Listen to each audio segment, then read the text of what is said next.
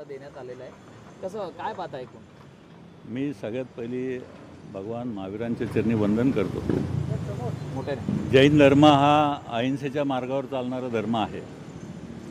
भगवान महावीर स्वामींच्या आशीर्वादाने आणि आचार्य गुप्तीनंदजी महाराज यांच्या मार्गदर्शनाने हा जो लढा गेले अनेक दिवस सुरू होता तो आता निर्णायक टप्प्याकडे आलेला आहे असं आपण म्हणूया. याच्यामध्ये हा लढा सुरू केला अक्षय जैन आणि त्यांच्या सगळ्या मित्रांनी. त्याला HNDचे माजी विद्यार्थी आनंद कांकरे असतील, स्वप्नील असतील, सगळ्यांनी त्याला मदत केली. महावीर असेल, नंतर पांडेजी याच्यामध्ये आले आणि तो लढा आम्ही पुढं घेऊन गेलो. मध्यंतरीच्या काळामध्ये जेव्हा हे सगळं प्रकरण तापत असताना याची खरी बाजू आदरणीय मुख्यमंत्री महोदयांसमोर मांडणं आम्हाला गरजेचं वाटलं. म्हणून मुख्यमंत्री महोदयांचा आम्ही वेळ घेतला. 16 तारखेला मुख्यमंत्री महोदयांना भेटलो आणि त्यांना ह्यातली कायदेशीर बाजू सगळ्या समजून सांगितल्यानंतर त्यांनी त्वरित आम्हाला आश्वासित केलं की ह्याच्यामध्ये जैन समाजाचं कुठल्याही पद्धतीचं नुकसान होऊ देणार नाही.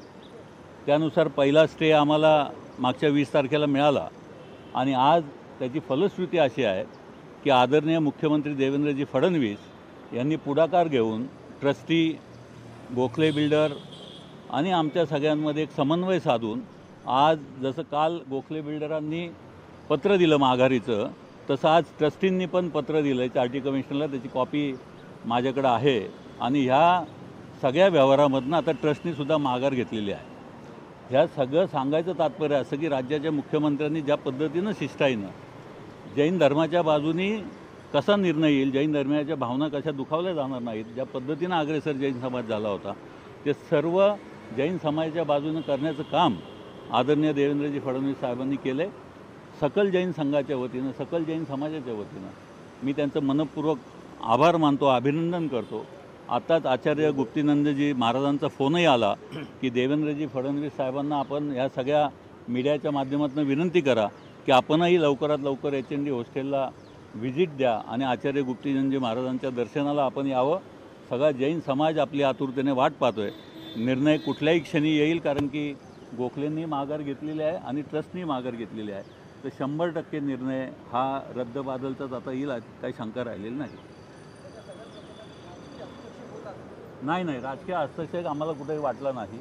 आज तर मगा चार्टी कमिशनरनी सगळं म्हणणं मांडताना ऐकताना ट्रस्ट डीड, परचेस डीड जे 58 साली झालं त्याचे एक एक मुद्द्यांचं विश्लेषण केल्यानंतर आमच्यासुद्धा सर्वांच्या लक्षात आलं की चार्टी कमिशनरनी जी ऑर्डर केली आहे ती नियमाच्या आधारे राहून केलेली आहे.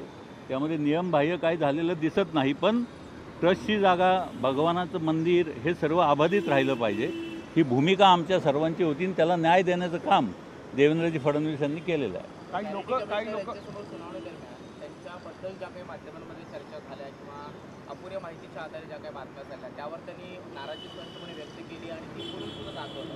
याकडे तुमचं काय म्हणणं आहे? आता म्हणताय की त्यांनी कायद्यात राहून, नियमात राहून ऑर्डर केलेली होती.